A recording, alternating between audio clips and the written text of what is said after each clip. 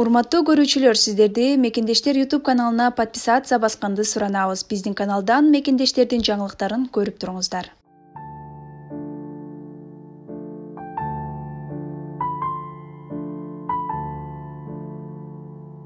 Орусиянын Ульяновск облусунда катталган жол кырсыгынан соң ооруканага жаткырылган 29 жаштагы Талайбек Абдусалим уулунун учурдагы абалы жакшы.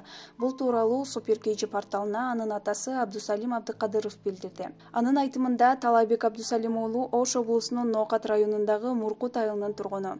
Ал жол кырсыгына жубайы экөө кабылган. Жубайы Диана Бекмурзаева бул үрөй учурган жолдогу каргашадан каза болгондордун бири.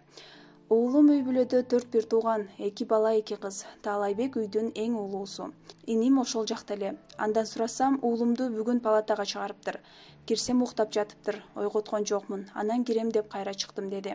Айтымында абалы жакшы, башка кабарым жок. Интернеттен эле көрүп жатабыз. Иним маек бериптир. Уулум 2019-жылы үйлөнгөн, бир кызы бар. Жакында 2 жашка чыгат. Келиним экөө былтыр иштейбиз деп кетишкен. Кырсык болоордун астында келинимдин апасы сүйлөшүптүр. Кийин чалса, телефондо өрөөчү экен, деди Абдусалим Абдыкадыров. Ал эми Талайбектин агасы Абдиталип Абдыкадыров менен байланышканыбызда төмөнкүлөрдү айтып берди.